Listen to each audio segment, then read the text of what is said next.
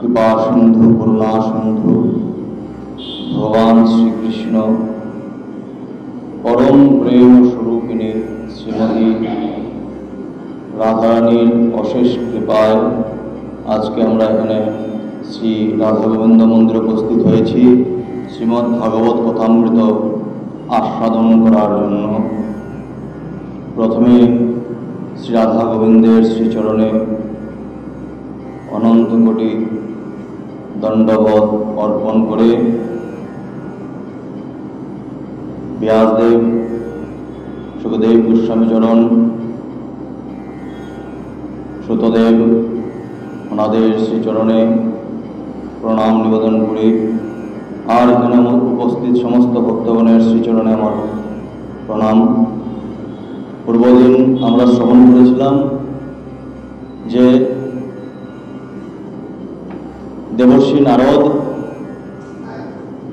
भक्ति ज्ञान एवं वैराग्येर जे कष्ट आछे ता दूर करार जन्य भगवान ओनाके आदेश करलेन दैवबाणी दिलेन जे सत्संगेर द्वारा साधुदेर द्वारा भक्ति ज्ञान और वैराग्येर उद्धार होबे। किन्तु भगवान बोललेन ना जे कोन साधु ओनादेर एई सत्संगेर रास्ता देखिए देवेन बा सेई सत्संगटा किभाबे ओनादेर उद्धार होबे साधन किन्तु बोललेन ना, साधनेर कथा बोललेन ना, शुधुमात्र उपाय दिए चले गेलेन भगवान। बाकी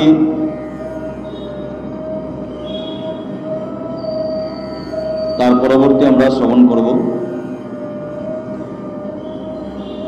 आमरा पूर्वे श्रवण करेছিলাম जे যারা भागवत कथा श्रवण करे ना पृथिवीर जन्य ओनारा भार स्वरूप। भागवते बला हयेछिल जे स्वर्गेर যারা देवतागण आছেন ओनारा किन्तु এই भागवत बा भागवत गीता ओनारा श्रवण करार योग्य ना, मानुष एकमात्र योग्य। किन्तु जे मानुष सामने सम्मुखे भागवत गीता भागवत शास्त्र पाওয়ার পরেও যদি শ্রবণ না করে উপলব্ধি না করে आस्वादन না করে সে এই সংসারে থেকে বা স্বর্গের দেবতাগণ আলোচনা করেন যে এই পৃথিবীতে ওনারা শুধুমাত্র নিজের মাকে যন্ত্রণা দেওয়ার জন্যই জন্ম হয়েছে, প্রসব যন্ত্রণা দেওয়ার জন্যই তাদের জন্ম হয়েছে।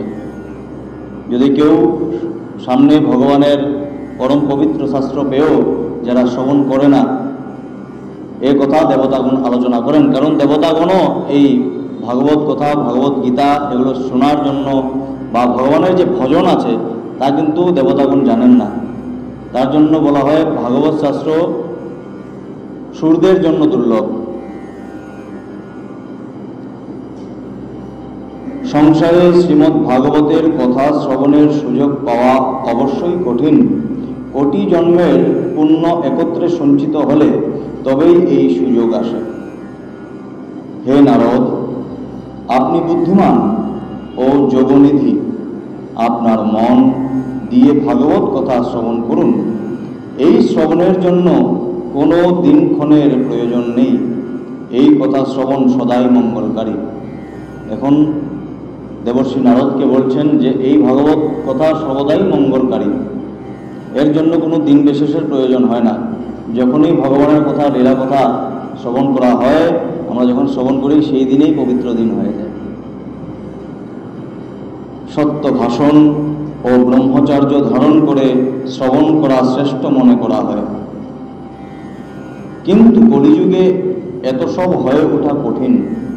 সেই জন্য সুখদেব যে বিশেষ বিধি বলে গেলেন সেটি জেনে নেওয়া দরকার।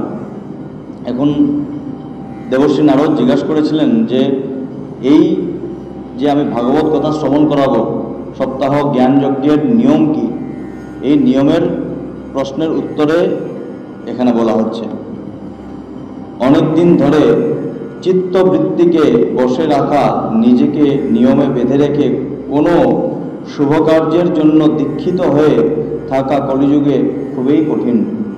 এখানে বলছেন যে অনেক দিন ধরে কোনো কিছু ধরে রাখা কলিজীবের জন্য অনেক মুশকিল, অনেক কঠিন। একটা ব্রত ধারণ করে রাখা, অনেক দিন ধরে শ্রবণ করা, শুধুমাত্র একদিন আমরা ভাগবত কথা শ্রবণ করতে আসলেও 2 ঘন্টার জন্য শ্রবণ করতে আসলেও আমাদের মন বিভিন্ন জায়গায় চলে যায়। কিন্তু এরকম অনেক দিন যাবৎ যখন এই কথাযজ্ঞ শ্রবণ করানো হবে, তখন চিত্তবৃত্তি বা চিত্তকে, মনকে সামলে রাখা, মনকে একত্র করে রাখা অনেক কঠিন। কলিযুগের জীবের জন্য, শুভ কার্যের জন্য দীক্ষিত হয়ে থাকা কলিযুগে অনেক কঠিন। সেই জন্য সপ্তাহ শ্রবণের বিধি রয়েছে। বলছেন যে এই যে কলিযুগের সমস্ত কিছুর প্রতি ধ্যান রেখে এই সপ্তাহ যজ্ঞের যে আয়োজন আছে, তার জন্য কিছু বিধিবিধান দেওয়া আছে। শ্রদ্ধার সাথে যে কোনো সময় শ্রবণ করলে বা মাঘ মাসে শ্রবণ করলে যে ফল লাভ হয়, সপ্তাহ ধরে শ্রবণে সেই ফলেই লাভ হয়। বলছেন সম্পূর্ণ বছরে মাঘ মাসে যদি এই ভাগবত কথা শ্রবণ করা হয়, যে ফল পাওয়া যায় সেম একেবারে একই ফল পাওয়া যায় যদি সপ্তাহ শ্রবণ কেউ করে। সুখদেব কথা নির্ধারণ করে দিয়েছেন, মনের অসংযম, রোগের প্রকোপ এবং আয়ুর স্বল্পতা এবং কলিযুগে অনেক দোষের সম্ভাবনা দারুণই সপ্তাহ শ্রবণের বিধান করা হয়েছে। এখানে বলছেন যে মনের সংযম, রোগের প্রকোপ এবং আয়ুর স্বল্পতা, এই কলিযুগে অনেক দোষের সম্ভাবনার দারুণই সপ্তাহ শ্রবণের বিধান করা হয়েছে। এই যে আমাদের মনের সংযম, আমরা মনকে সংযম করতে পারি না, সেটার দিকে লক্ষ্য রেখে, তারপর রোগের প্রকোপ, আমাদের বিভিন্ন রোগ হচ্ছে এখন, যে আমাদের গাছপালা কাটা হচ্ছে, বিভিন্ন ধরনের ক্লাইমেটের চেঞ্জ হচ্ছে, যে সমস্ত জায়গায় পূর্বে ঠান্ডা ছিল সেই জায়গাগুলোতে এখন গরম, এগুলো সমস্ত কিছু আমাদের কি করে রোগ ব্যাধির সৃষ্টি করে। আজকে আমাদের চারপাশে যেগুলো জিনিস আমরা খাচ্ছি বা শ্বাসও যে নিচ্ছি তাও শুদ্ধ না, তার জন্য অনেক রোগ হচ্ছে। তার প্রতিও ধ্যান রেখে আয়ুর স্বল্পতা, আমাদের স্বল্পমাত্র আয়ু, তার মধ্যে 100 বছরের মধ্যে আরও কম মানুষ বাঁচে, এবং কলিযুগে অনেক দোষের, এছাড়া আরও অনেক দোষ লক্ষ্য রেখে এই বিধান দেওয়া হয়েছে, সপ্তাহ শ্রবণের বিধান দেওয়া হয়েছে। তপস্যা, যোগ সাধন ও সমাধির দ্বারা যে ফল লাভ করা যায় না, সেই ফল ভাগবত সপ্তাহ শ্রবণের সহজেই লাভ করা যায়। বলছেন তপস্যার দ্বারা, যোগ সাধনের দ্বারা আর সমাধির দ্বারা যে ফল লাভ করা যায় না কলিযুগের মধ্যে, সেই ফল সপ্তাহ শ্রবণে অচিরেই লাভ হয়, সহজেই লাভ হয়। এই সপ্তাহ শ্রবণযোগ্য তপস্যার থেকে অধিক ফল যায়। এই সপ্তাহ যে আমরা শ্রবণ করবো, আজকে ভাগবত গীতা হোক, ভাগবত মহাপুরাণ হোক, আমরা শ্রবণ করতে হয়। আজকে গীতা যদি কেউ না পড়ে তাহলে ভাগবত বুঝতে পারবে না। প্রথমে গীতা বুঝতে হবে, তারপর ভাগবত পড়তে হবে। আর সপ্তাহযজ্ঞ তপস্যার থেকে অধিক ফলদায়ী, তীর্থ ভ্রমণের চেয়ে তো সর্বদাই অধিক, তীর্থ ভ্রমণ থেকেও আরো অধিক ফল এই সপ্তাহযজ্ঞ আমাদেরকে প্রদান করে। যোগ সাধনের চেয়েও অধিক তো বটেই, এমনকি ধ্যান এবং জ্ঞানের চেয়েও বেশি ফলদায়ী, ধ্যানের থেকেও বেশি ফলদায়ী, জ্ঞানের থেকেও বেশি ফলদায়ী।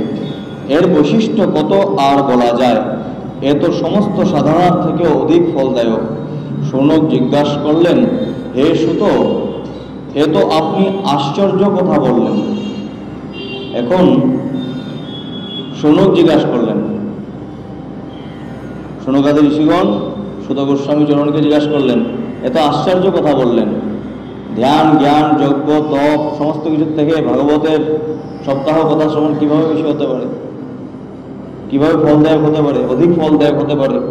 অবশ্যই এই ভাগবত পুরাণ যোগবেত্তা ব্রহ্ম আদিকরণ নারায়ণকে নিরূপণ করে, কিন্তু মোক্ষলাভের জন্য সম্পাদিত জ্ঞানাদি সব সাধনকে নগণ্য করে এই যুগে যেসব সাধনের চেয়েও ভাগবতী কথা কি করে বড় হলো। বলছেন এই যে ভাগবত পুরাণ ব্রহ্মা আদি কারণ নারায়ণকে নিরূপণ করে, কিন্তু এই যে ভাগবত আছে এটা আমাদের নারায়ণকে নিরূপণ করে। কিন্তু এর কথা শ্রবণ করার মাধ্যমে, ভাগবতী কথা শ্রবণ করার মাধ্যমে, বা এই সমস্ত সাধনার চেয়ে, সমস্ত সাধনের চেয়ে, যোগ সাধন, আমাদের তপস্যা যে সাধন আছে, সমস্ত সাধন থেকে এই ভাগবত কথা কিভাবে বড় হতে পারে জিজ্ঞাসা করছেন শৌনকাদি ঋষিগণ সুত গোস্বামী চরণকে। সুত বললেন, হে শুনক, মর্তধাম ছেড়ে শ্রী ভগবান শ্রীকৃষ্ণের নিত্যধামের যাত্রার প্রাককালে তার শ্রীমুখ থেকে একাদশ স্কন্ধের জ্ঞানোপদেশ শুনে উদ্ধব এই প্রশ্ন করেছিলেন। ভগবানের পরম পার্শ্বদ মিত্র উদ্ধব এই প্রশ্ন জিজ্ঞাসা করেছিলেন, যে কথা শৌনকাদি ঋষিগণ জিজ্ঞাসা করলেন। যখন একাদশ স্কন্ধ পর্যন্ত ভগবান শ্রবণ করান, উদ্ধব বলেন, হে গোবিন্দ, আপনার ভক্তদের কার্য সমাপন করে আপনি নিজ পরমধামে যাচ্ছেন, কিন্তু আমার মনে একটা মহতী চিন্তার উদয় হয়েছে। সেই সংশয় নিরসন করে আপনি আমাকে শান্ত করুন। এখন উদ্ধব মহারাজ বুঝতে পারলেন যে ভগবান শ্রীকৃষ্ণ স্বধাম যাত্রা করবেন। স্বধাম যাত্রার আগে উদ্ধব মহারাজকে জিজ্ঞেস করছেন ভগবান শ্রীকৃষ্ণকে যে আপনি তো পরমধামে চলে যাবেন, কিন্তু আমার মনে একটি মহতী প্রশ্ন জাগরিত হয়েছে, মহৎ একটা প্রশ্ন জাগরিত হয়েছে, তার উত্তর আমাকে প্রদান করুন। অতি শীঘ্রই কলিকাল আসছে, তাই সংসারে অনেক দুষ্ট লোকের প্রাদুর্ভাব হবে। বলছেন যে অনেক শীঘ্রই এই কলিযুগ এসে উপস্থিত হবে, আর এই সংসারে দুষ্ট লোকের প্রাদুর্ভাব হবে, দুষ্ট লোকের সংখ্যা বেড়ে যাবে। তাদের সংসর্গে অনেক সৎ ব্যক্তিও উগ্র স্বভাবের হয়ে যাবে। তখন তাদের ভারে পীড়িতা হয়ে গৌরূপিণী ধরিত্রী কার শরণ নেবে? হে কমল নয়ন, আমি তো আপনাকে ছাড়া দ্বিতীয় কাউকে এর রক্ষাকর্তা দেখছি না। উদ্ধব মহারাজ বলছেন যে এই তো কলিকাল এসে উপস্থিত হবে, কলিকালের প্রভাবে সমস্ত ব্যক্তির যে জ্ঞান আছে, কলিযুগের অর্থই হলো জ্ঞানের, সমস্ত জ্ঞান থাকার পরেও মানুষ অন্ধের মতো হয়ে থাকবে। জ্ঞান উপদেশ দেবে এমন মানুষের অভাব হবে, সঠিক জ্ঞান যারা প্রদান করবে তাদের অভাব হবে। আমরা শ্রবণ করতে যাব ভাগবত, কিন্তু অন্য কিছু শ্রবণ করে চলে আসবো। শ্রবণ করতে যাব ভাগবত, কিন্তু আমাদের ভাগবত আর শ্রবণ হবে না। এরকম কলিযুগ এসে উপস্থিত হয়েছে। দুষ্ট লোকের সঙ্গী হয়ে আমরা নিজের যে ভালো স্বভাব আছে তাও পর্যন্ত ভুলে যাব। সুতরাং হে ভক্তবৎসল, আপনি সাধুদের প্রতি কৃপা করে এখানে থেকে যাবেন না। বলছেন আপনি ছাড়া এই পৃথিবীকে কেউ উদ্ধার করতে পারবে না, কলির জীবকে কেউ উদ্ধার করতে পারবে না। তাই আপনাকে আমি অনুরোধ করছি, আপনি সাধুবৎসল, আপনি সাধুদের রক্ষা করেন। পরিত্রাণায় সাধুনাম, তো আপনি এখানে থাকুন, আপনি কোথাও যাবেন না, অনুরোধ করছেন। হে ভগবান, আপনি বস্তুত নিরাকার ও চিন্মাত্র হয়েও শুধুমাত্র ভক্তের জন্যই তো এই সগুণ রূপ ধারণ করেছেন। আপনি নিরাকার চিন্ময় রূপ হয়েও ভক্তদের যে উদ্ধার করার জন্য আপনি সাকার রূপ ধারণ করেছেন। তাহলে আপনার বিয়োগে এই ভক্তগণ পৃথিবীতে কি করে বাস করবে? কারণ জানতেন উদ্ধব মহারাজ যে কলিযুগ এসে উপস্থিত হচ্ছে, সজ্জন ব্যক্তি আর ভক্তগণের দুঃখের আশ্বাস থাকবে না, ভক্তগণের দুঃখের আশ্বাস থাকবে না, তাদের দুঃখ দিন দিন বেড়ে যাবে। তো এই দুঃখ দূর করার জন্য ভগবানকে প্রশ্ন করছেন যে আপনার ভক্ত আপনাকে ছাড়া কিভাবে থাকবে? আপনি তো চলে যাচ্ছেন, কলিযুগ এসে উপস্থিত হবে, অসৎ ব্যক্তির সংখ্যা বেড়ে যাবে, সৎ ব্যক্তিগণ কি করে থাকবে? আপনার ভক্তগণ কি করে থাকবে? সাধুগণ কি করে থাকবে? ওনাদের তো কষ্ট আরো বেড়ে যাবে। নির্গুণ উপাসনা তো বড়ই কষ্টকর ব্যাপার, সুতরাং অন্য কিছু চিন্তা করুন। নির্গুণ যে সাধনা আছে তা অনেক কষ্টকর, আপনি কি করুন, আপনি সাকার সাধনা আমাদের প্রদান করুন, অন্য কিছু চিন্তা করুন বলছেন। প্রভাস ক্ষেত্রে উদ্ধবের ওই কথা শুনে ভগবান চিন্তা করতে লাগলেন যে ভক্তদের আশ্রয়ের জন্য আমার কি ব্যবস্থা নেওয়া উচিত। হে শৌনক, ভগবান তখন তার সমস্ত শক্তি ভাগবতের মধ্যে রেখে দিলেন। এ কথা ভগবানও চিন্তা করলেন। দেখুন, ভক্তের দ্বারা ভক্তের মঙ্গল হয়। উদ্ধব মহারাজ আমাদের জন্য কতটুকু চিন্তা করেছেন, ভগবানকে মনে করিয়ে দিলেন। ভগবান তো সবই জানেন, যে উদ্ধব এসে প্রশ্ন করবে এটাও উনি জানেন, কিন্তু ভক্তের যে মহিমা তা ভগবান একটু প্রকাশ করলেন, যে উদ্ধব একজন পরম ভক্ত। ভক্তদের হৃদয়ে সমস্ত প্রাণীর জন্য দয়াভাব থাকে, যে আমি যদি ঈশ্বরের নাম করছি তারাও যেন ঈশ্বরের নাম করে, আর তারাও যেন উদ্ধার পায়। পাপী থেকে পাপী ব্যক্তিরও কথা চিন্তা করে ভক্তগণ। তো যখন প্রশ্ন জিজ্ঞাসা করলেন, তখন ভগবান কি করলেন, নিজের সমস্ত শক্তি ভাগবতের মধ্যে সঞ্চার করলেন। নিতাই গৌর হরি হরি বল। তিনি অন্তর্ধান করে এই ভাগবত সমুদ্রে প্রবেশ করে গেলেন। তাই এই ভাগবত ভগবানের সাক্ষাৎ শব্দময়ী মূর্তি। শব্দময়ী মূর্তি মানে বাংময়ী বিগ্রহ। এখানে ভগবানের সমস্ত লীলা শব্দরূপে এখানে বিরাজমান হয়ে রয়েছে। ভগবানের নিজের বাণী শব্দরূপে বিরাজমান হয়ে রয়েছেন, শব্দ ব্রহ্মরূপে। আর শব্দ কখনো অন্ত হয় না, শব্দের কখনো শেষ হয় না, এটা বিজ্ঞানও প্রমাণ করেছে। শব্দ যদি আমরা এখানে একটা পিন ফেলে দিই, পিনের যে শব্দ আছে এটা আর শেষ হবে না, চলতেই থাকবে। এটা শব্দ ব্রহ্মের কখনো বিনাশ হয় না। এর পূজা, শ্রবণ, পাঠ অথবা শুধুমাত্র দর্শনই মানুষের পাপ নাশ করে দেয়। এর দর্শন, এর শ্রবণ মানুষের সমস্ত পাপ দূর করে দেয়। সেই জন্য এই ভাগবতের সপ্তাহ শ্রবণ সর্বশ্রেষ্ঠ রূপে গণ্য করা হয়। আর কলিযুগে তো অন্য সমস্ত সাধনের চেয়ে এই ভাগবত ধর্মকেই শ্রেষ্ঠ বলা হয়েছে। কলিকালে এই শাস্ত্রই হলো এমন একটি ধর্ম যা দুঃখ, দারিদ্র, দুর্ভাগ্য আর পাপ মোচন করে দেয় এবং কাম ক্রোধাদি রিপুর উপর আধিপত্য প্রতিষ্ঠিত করে। এই যে ভাগবত শাস্ত্র আছে, কলিযুগের জন্য সর্বশ্রেষ্ঠ ধর্ম। কেন? এটা আমাদের দারিদ্র দূর করে, দুঃখ দূর করে, দুর্ভাগ্য দূর করে, আমাদের কি প্রদান করে? ধর্ম, অর্থ, কাম, মোক্ষ, এই সমস্ত কিন্তু আমাদের ভাগবতের থেকে আমরা প্রাপ্ত করতে পারি। এই জ্ঞানের থেকে প্রাপ্ত করতে পারি, জ্ঞানের উপলব্ধির দ্বারা প্রাপ্ত করতে পারি। নচেত ভগবানের এই মায়া থেকে পরিত্রাণ পাওয়া যেখানে দেবগণের পক্ষেও দুঃসাধ্য, সেখানে মানুষের আর কি কথা। বলছেন ভগবানের যে মায়া আছে তার থেকে দেবতাগণও বাঁচতে পারেন না, স্বয়ং ব্রহ্মা পর্যন্ত বাঁচতে পারেন না। তো মানুষ তো অনেক দূর। সুতরাং এই মায়ামোহ মুক্তির জন্য সপ্তাহ শ্রবণের বিধান করা হয়েছে।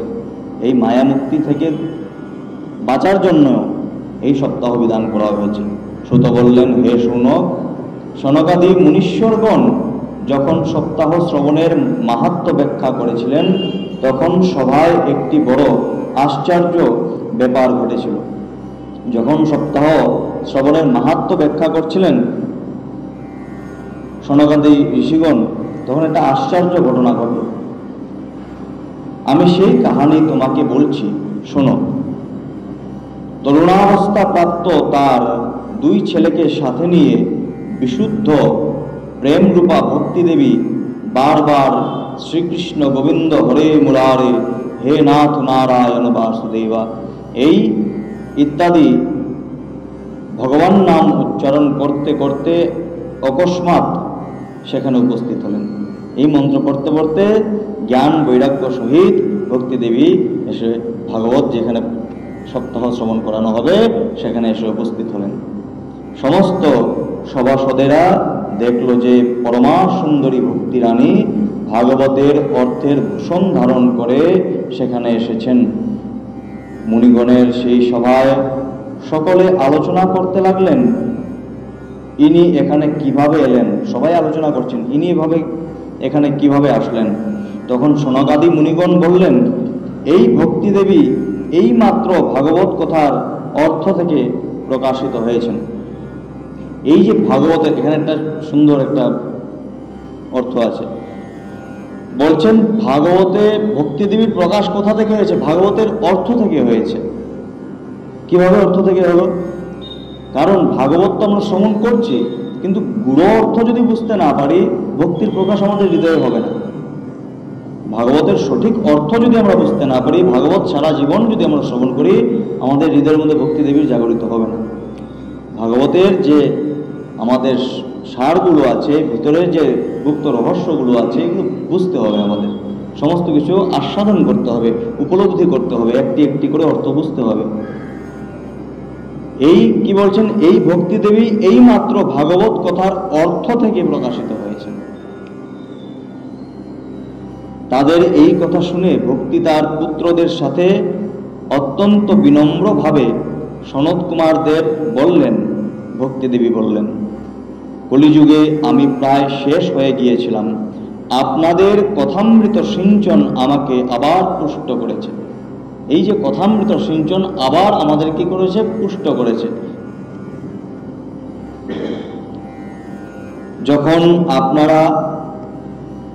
এখন আপনারা বলুন যে আমি কোথায় থাকব। দেখুন এখানে ভক্তিদেবী বলছেন যে আমি শীর্ণ হয়ে গিয়েছিলাম, আমার শক্তি কমে গিয়েছিল, কিন্তু আপনাদের এই কথামৃতের দ্বারা, কথামৃতের অর্থের দ্বারা, কারণ সনাতনী ঋষিগণ ভগবানের পরম পার্ষদ, ওনারা যে অর্থ বলবেন সেটা কিন্তু একদম সঠিক অর্থ বলবেন, আর সঠিক অর্থের দ্বারাই আমাদের ভক্তির প্রকাশ হয়। আর যদি একটা লোহার কোনো বস্তুকে আমরা সুন্দরভাবে না রাখি, তার মধ্যে মরিচা পড়ে যায়, সেইভাবেই যদি আমরা ভাগবতের অর্থ না বুঝি আর শুধুমাত্র এই ভাগবত কথা শ্রবণ করি, তাহলে মরিচা পড়ার মতো হয়ে যাবে আমাদের হৃদয়ে। অপ্রিয় হলেও সত্য কথা। তাহলে কি করতে হবে? ভাগবত নিত্য শ্রবণ করতে হবে, নিজে পড়ার চেষ্টা করতে হবে। এখন ভক্তিদেবী জিজ্ঞাসা করছেন যে আমি কোথায় থাকব, বলুন। এই কথা শুনে সনকাদি মুনিগণ বললেন, তুমি ভক্তদের কাছে ভগবানের স্বরূপ প্রদানকারিণী, অনন্য প্রেম দায়িনী এবং ভবরোগ নির্মূলকারিণী। এতএব ধৈর্য ধারণ করে তুমি নিত্য নিরন্তর বিষ্ণু ভক্তদের হৃদয়ে বাস করো। বলছেন তুমি ভক্তদের কাছে ভগবানের ফল প্রদান করেনি, ভগবানকে প্রাপ্ত তুমি করিয়ে দিতে পারো। ভক্তি যদি কার মধ্যে থাকে, অচলা ভক্তি যদি কার মধ্যে থাকে, ভগবান পর্যন্ত প্রাপ্তি ঘটিয়ে দিতে পারে। উনি প্রেম স্বরূপিনী, বিনা প্রেম সে নাহি মিলে নন্দলাল। উনি প্রেম স্বরূপিনী। ভক্তি করতে করতে একদম আমাদের হৃদয়ের মধ্যে প্রেম যখন উৎপন্ন হবে, তখন ভগবানকে আমরা প্রাপ্ত করতে পারব।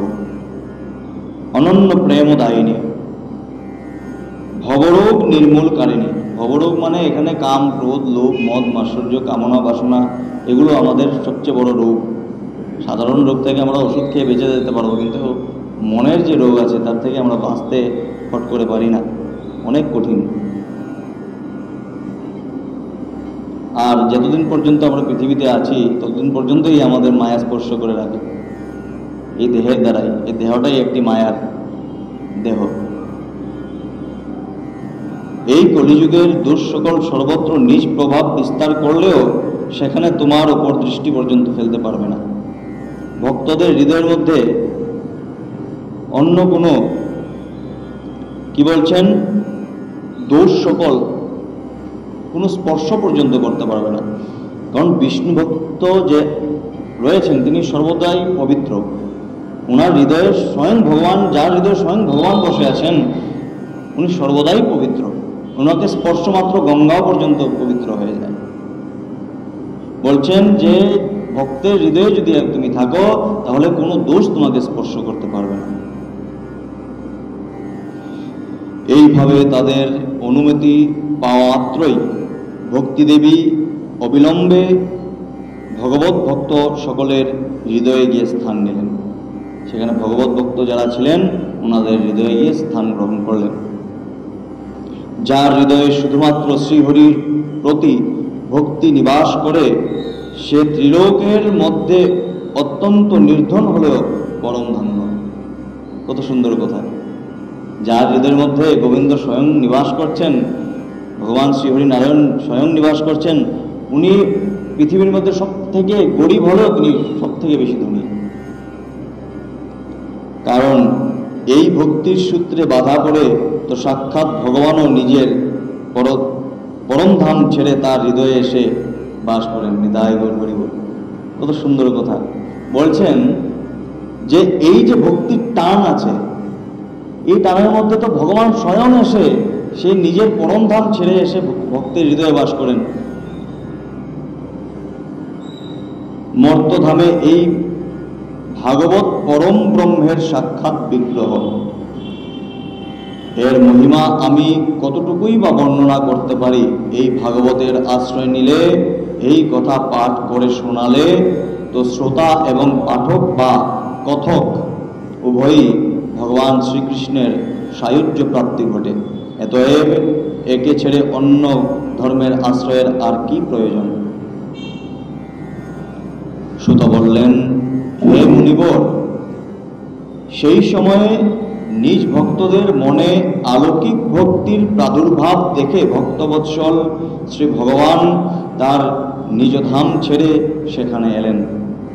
যখন ভক্তির প্রাদুর্ভাব হলো ভক্তদের হৃদয়ে, যখন ভক্তিদেবী গিয়ে তাদের হৃদয়ে বিরাজমান হলেন, ভগবান এসে উপস্থিত হলেন ভক্তির হৃদয়ে।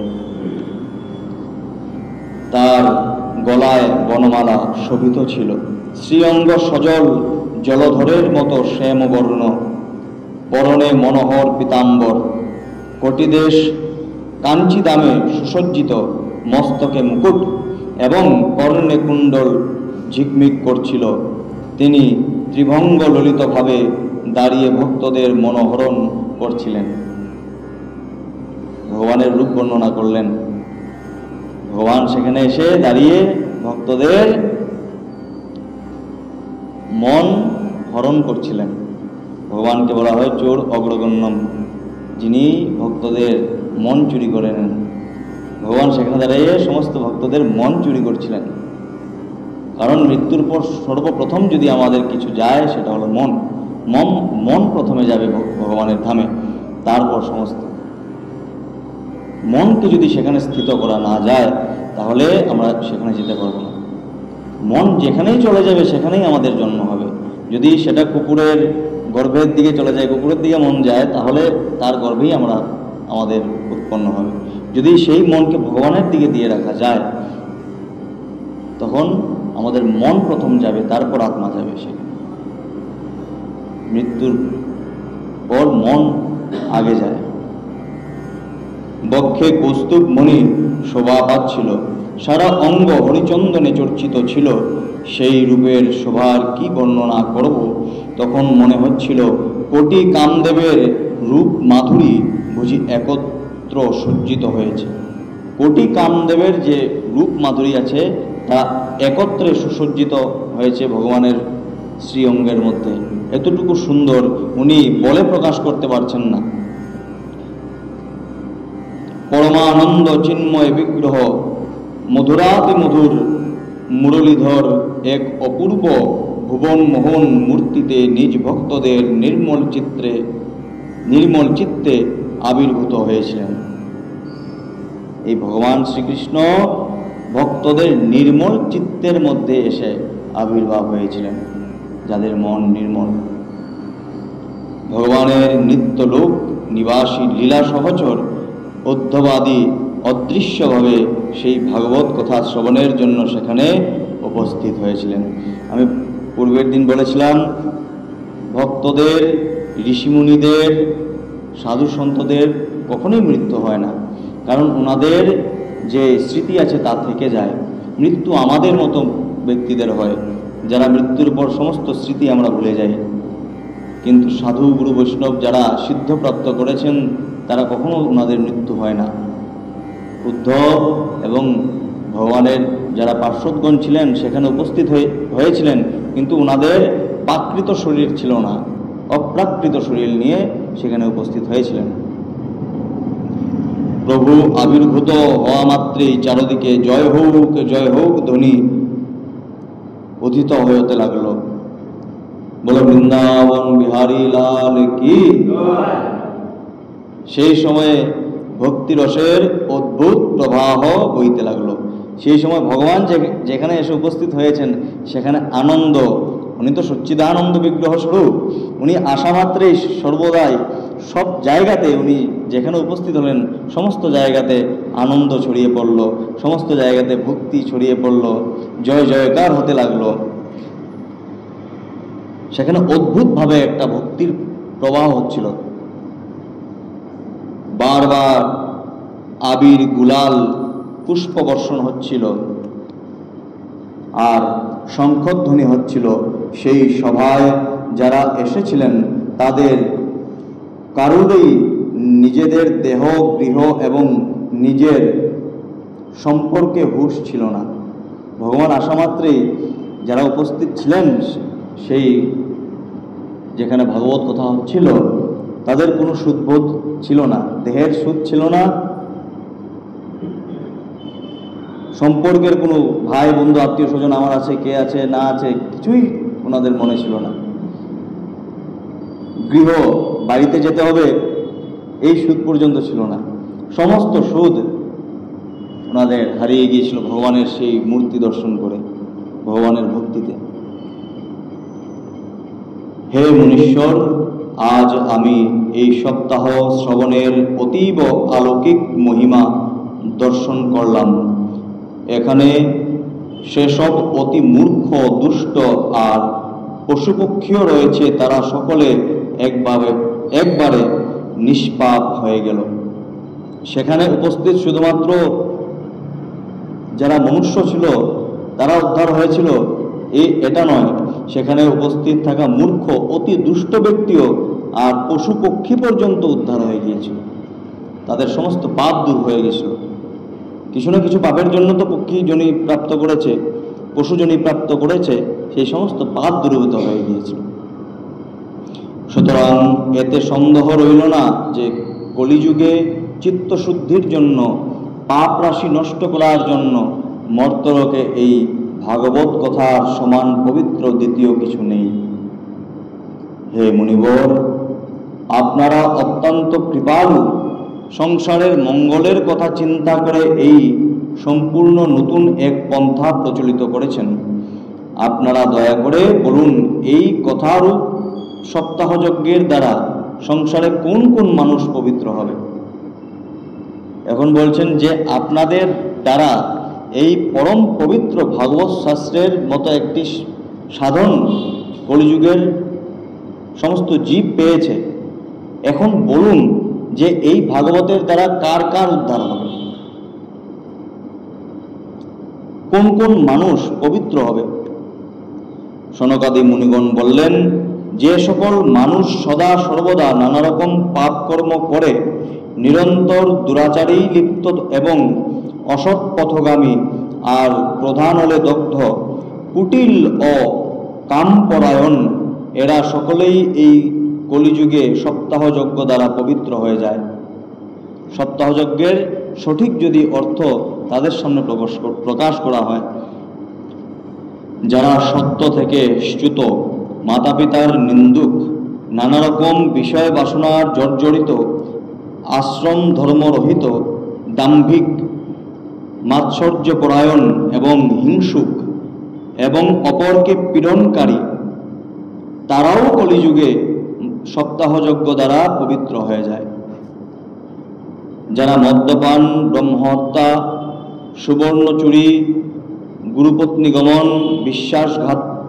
বিশ্বাসঘাতকতা, এই পঞ্চ মহাপাতক আচরণকারী, ছল চাতুরী পরায়ণ, ক্রূর পিশাচের মতো নির্দয়, ব্রাহ্মণদের ধনে পুষ্ট ব্যভিচারী, এরাও কলিযুগে সপ্তাহযজ্ঞে পবিত্র হয়ে যায়। যে দুষ্ট ব্যক্তি সর্বদা দুরাগ্রহবশত কায় মনোবাক্যে কেবল পাপেই করে, যে অপরের ধনেই পুষ্ট হয়, যার মন কলুষিত এবং হৃদয় কুভাব আর কুভাবনাযুক্ত, তারা সকলেই কলিযুগের সপ্তাহযজ্ঞে পবিত্র হয়ে যায়। হে নারদ, এই বিষয়ে এক প্রাচীন ইতিহাস তোমাকে শোনাচ্ছি। এই কাহিনী শুনলেও সর্বপাপ নষ্ট হয়ে যায়। পুরাকালে তুঙ্গভদ্রা নদীর তটে এক অনুপম সুন্দর নগর ছিল। সেখানে সমস্ত বর্ণের মানুষই নিজ নিজ ধর্ম অনুসারে সত্যাশ্রয়ী এবং সৎকর্মপরায়ণ ছিল।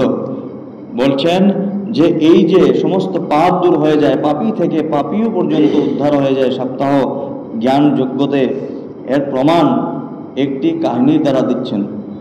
যে পুরাকালে তুঙ্গভদ্রা নামের এক অনুপম সুন্দর নগর ছিল, অনেক সুন্দর নগর ছিল।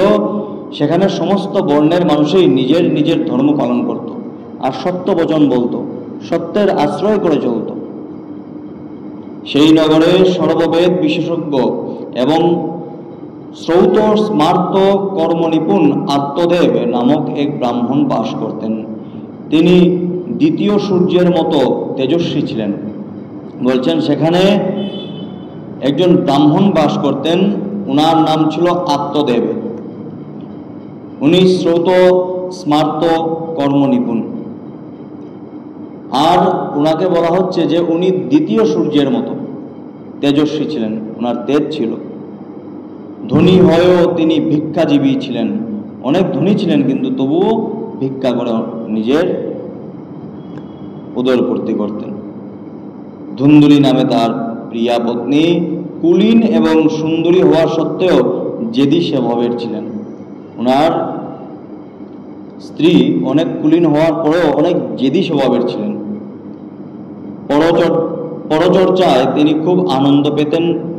স্বভাবে তিনি ছিলেন ক্রূর, সব সময় কিছু না কিছু বকবক করতেন। বলছেন যে উনি পরচর্চায় অন্যদের নিন্দা করা, অন্যদের নিয়ে বেশি চর্চা করা, এগুলো ভালোবাসতেন।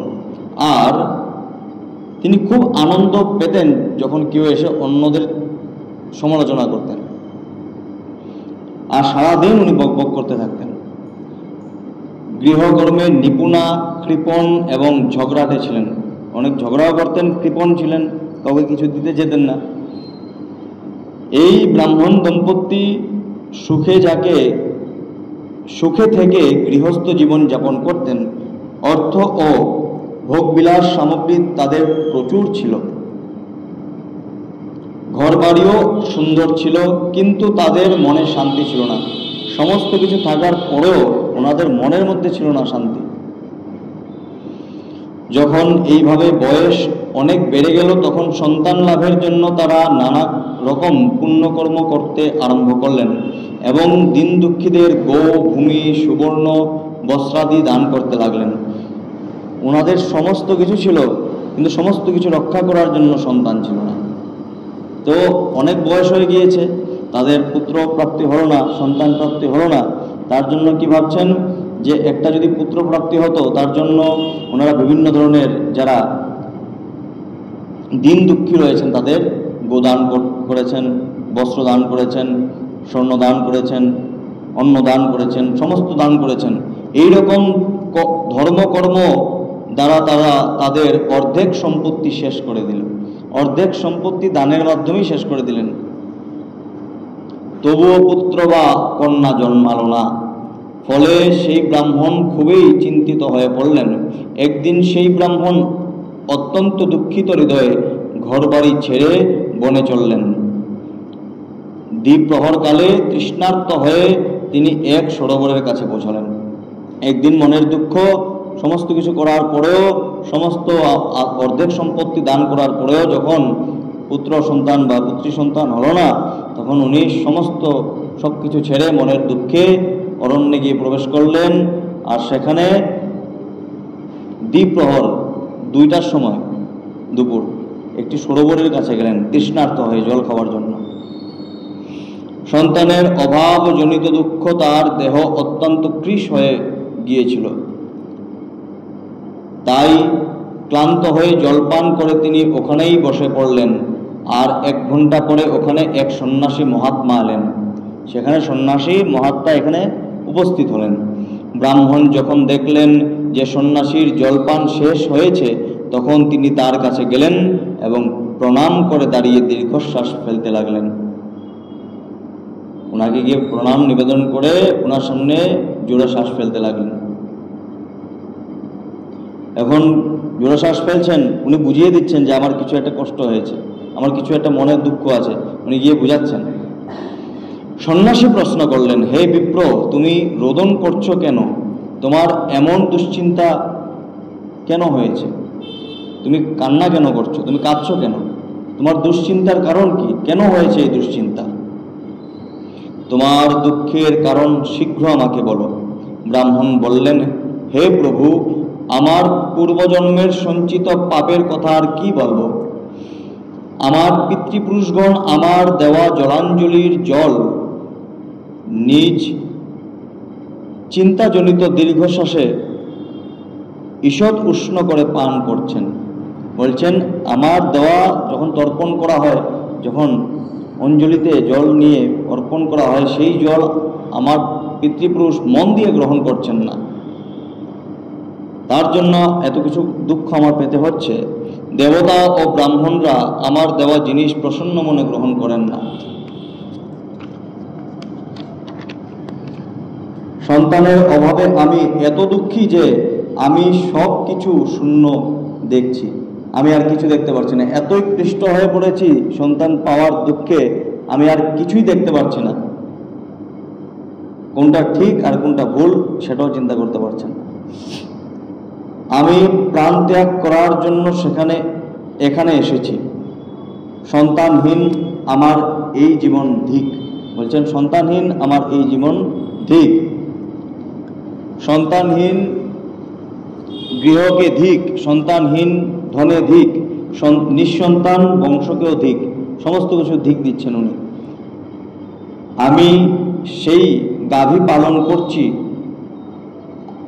সেটিও সর্বদা বন্ধ হয়ে যাচ্ছে। আমি যে গরু পালন করি, গাভী এসে বাড়ির মধ্যে পালন করি, সেও বন্ধা, সেও বাচ্চা টাচ্চা দেয় না, এমন অবস্থা হয়ে উঠেছে।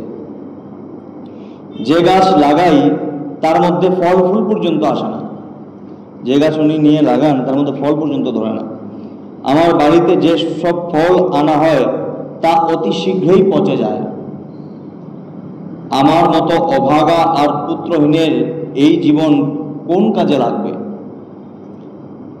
এই কথা বলে সেই ব্রাহ্মণ দুঃখে বেকুল হয়ে সন্ন্যাসীর মহাত্মার কাছে উচ্চস্বরে কাঁদতে লাগলেন। সন্ন্যাসীর হৃদয়ে বড়ই করুণার উদ্রেক হলো।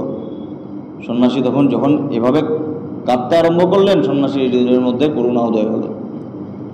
তিনি যোগনিষ্ঠ ছিলেন। ব্রাহ্মণের ললাট রেখা দেখে তিনি সবই জানতে পারলেন এবং বিস্তৃতভাবে সব বলতে লাগলেন। ব্রাহ্মণের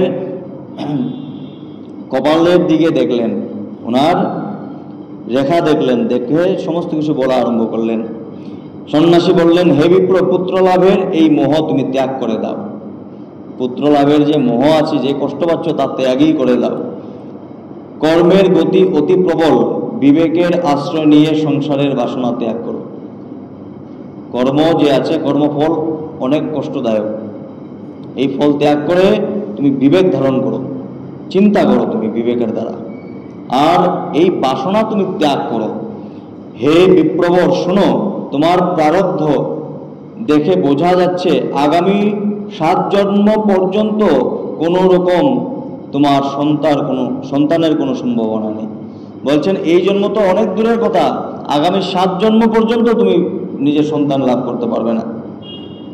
পুরাকালে রাজা সগর এবং অঙ্গকেও সন্তানজনিত দুঃখ ভোগ করতে হয়েছিল। হে ব্রাহ্মণ, তুমি বংশরক্ষার আশা পরিত্যাগ করে দাও। সন্ন্যাসেই সব সুখ বিদ্যমান আছে। বলছেন, সন্ন্যাস গ্রহণ করে নাও। অনেক তো বয়স হয়েছে, বৃদ্ধাবস্থায় গিয়ে উপস্থিত হয়েছেন সন্তান প্রাপ্তি করার জন্য। অনেক তো বয়স হয়েছে, এখন সমস্ত কিছু ত্যাগ করে দাও। এই আশা ত্যাগ করে তুমি সন্ন্যাস গ্রহণ করো। সন্ন্যাসের মধ্যেই পরম শান্তি। ব্রাহ্মণ বললেন, হে মহাত্মা, বিবেক দিয়ে আমার কি হবে? মানুষ যখন মায়াতে পড়ে যায় তখন বিবেক লুপ্ত হয়ে যায়, তখন সে ভাবতে পারে না সে কি বলছে। উনি অনেক তেজস্বী ছিলেন, দ্বিতীয় সূর্যের মতো তেজস্বী হওয়া সত্ত্বেও বলে না, জ্ঞানের দ্বারা বিবেকের জাগরিত হয় না যতক্ষণ পর্যন্ত না ঈশ্বরের ভক্তি আমাদের মনের মধ্যে আসে। ঈশ্বরের ভক্তি প্লাস জ্ঞান দুটোটা থাকতে হবে, তখন আমাদের হৃদয় একদম সুন্দরভাবে ব্যালেন্স করে কাজ করবে। কিন্তু ঈশ্বরবিহীনভাবে যে কোনো জ্ঞানই আমরা প্রাপ্ত করি, বেদ পড়ি, আমরা ভাগবত শাস্ত্র সম্পূর্ণ মুখস্থ করে নিই, কিন্তু যদি হৃদয়ের মধ্যে ঈশ্বরের ভক্তি না থাকে তাহলে সমস্ত জ্ঞানই বিফল। তা না হলে আমি আপনার সামনেই শোক মূর্ছিত হয়ে নিজের প্রাণ ত্যাগ করছি। বলছেন, যদি আপনি পুত্রপ্রাপ্তি না করতে পারেন তাহলে আমি আপনার সামনে প্রাণ ত্যাগ করে দেব। যার মধ্যে স্ত্রী পুত্রের শোক নেই এরকম সন্ন্যাস তো সর্বতভাবেই নিরস। বলছেন, যার মধ্যে সন্তান আর স্ত্রী নেই এই সন্ন্যাসও সেই সন্ন্যাস যেও নিরস, মানে কোনো রস নেই এর মধ্যে। সংসারে পুত্র পৌত্রাদির মুখরিত গৃহস্থ আশ্রমেই তো সবচেয়ে সরস। বলছেন যে সংসারে পুত্র পৌত্রাদি থাকবে আর মুখরিত গৃহাশ্রম যে থাকবে তাই তো সবচেয়ে বেশি রস প্রদান করে। সন্ন্যাসে তো রস প্রদান করে না, সন্ন্যাস তো নিরস। ব্রাহ্মণের এইরকম আগ্রহ দেখে সন্ন্যাসী বললেন, বিধিলিপির উপর হঠকারিতা করতে গিয়ে রাজা চিত্রকেতুর অশেষ কষ্ট ভোগ করতে হয়েছিল। চিত্রকেতু কত দুঃখ পেয়েছেন, বৃত্তাসুর হয়ে জন্ম হতে হয়েছিল। বলছেন চিত্রকেতুও অনেক কষ্ট পেয়েছেন, হঠকারিতা করা আপনার জন্য ভালো হবে না। এতএব দৈব যার সকল চেষ্টা নিষ্ফল করে দেয় সেই মানুষের মতো তোমার ভাগ্য পুত্র সুখ নেই। বলছেন যে দৈব যার সকল চেষ্টা বিফল করে দেয় সেই মানুষের মতো তোমার ভাগ্য পুত্র সুখ নেই। আজকে দেখুন, যে বিধির বিধান আছে, ব্রহ্মা যে বাক্য লিখে নেন সেই বাক্য ব্রহ্মা পর্যন্ত চেঞ্জ করতে পারেন না, পরিবর্তন করতে পারেন না। বিধির বিধান যা লেখা হয়েছে তা কোনোদিনও চেঞ্জ করা যায় না, পরিবর্তন করা যায় না। ব্রহ্মা নিজে লিখেছেন, কিন্তু ব্রহ্মার সাধ্য নেই এটা চেঞ্জ করার, ব্রহ্মা পর্যন্ত এটা পরিবর্তন করতে পারবেন না। আর এর যদি কেউ বিরোধিতা করে, তার বিরোধ হয়ে কোনো কার্য করে, তার সর্বদাই দুঃখই লাভ হয়। তুমি তো বিষম জিদ ধরে প্রার্থীরূপে আমার কাছে এসেছো, এই অবস্থায় আমি তোমাকে কি বলবো? অনেক কষ্ট নিয়ে আমার কাছে এসেছো, প্রার্থী হিসাবে এসেছো, আমি আর কি বলবো তোমাকে? কোনো কিছু বলার নেই।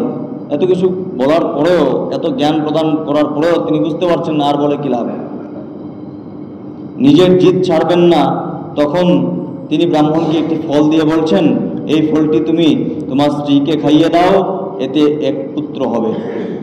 1 বছর পর্যন্ত তোমার স্ত্রীকে সত্য, শৌচ, দয়া, দান, এক আহারের নিয়ম পালন করতে হবে।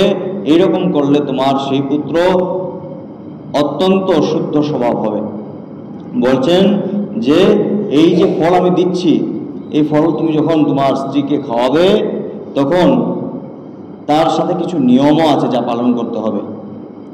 তোমার স্ত্রীর সত্য, শৌচ, দয়া, দান, এক আহারের নিয়ম করতে হবে। তখন যে পুত্র উৎপন্ন হবে সে অত্যন্ত শুদ্ধ চিত্তের হবে। এই কথা বলে সেই যোগীরাজ চলে গেলেন, আর ব্রাহ্মণ নিজের বাড়ি ফিরে এলেন। বাড়ি এসে সেই ফলটি তার স্ত্রীর হাতে দিয়ে অন্য কাজে বেরিয়ে গেলেন। এই ফলটি নিজের স্ত্রীকে দিলেন আর উনি অন্য কাজে বেরিয়ে পড়লেন। এখন স্ত্রী কি করলেন সেই ফল দিয়ে আমরা পরবর্তীতে শ্রবণ করব। আজকের জন্য পাঠের বিশ্রাম। শ্রীমদ্ভাগবত প্রেমানন্দে নিতাই গৌর হরি হরি বল। শ্রীমদ্ভাগবত প্রেমানন্দে নিতাই গৌর হরি হরি বল। শ্রীমদ্ভাগবত প্রেমানন্দে নিতাই গৌর হরি হরি বল। ভাগবত ভগবান কি, শ্রী রাধা কৃষ্ণ ভগবান কি, পরমেশ্বরী রাধা রানী কি, শ্রী শ্রী রাধা মদন গোপাল কি, বৃন্দা মহারানী কি। নদিয়া বিহারী গৌর সুন্দর কি, নিত্যানন্দ প্রভু কি, শ্রী অদ্বৈত প্রভু কি, গদাধর পণ্ডিত কি, শ্রীবাস আদি গৌর ভক্তবৃন্দ কি, উপস্থিত সারে ভক্তবৃন্দ কি, संकीर्तन की। बोलो प्रेम से श्री राधे श्याम।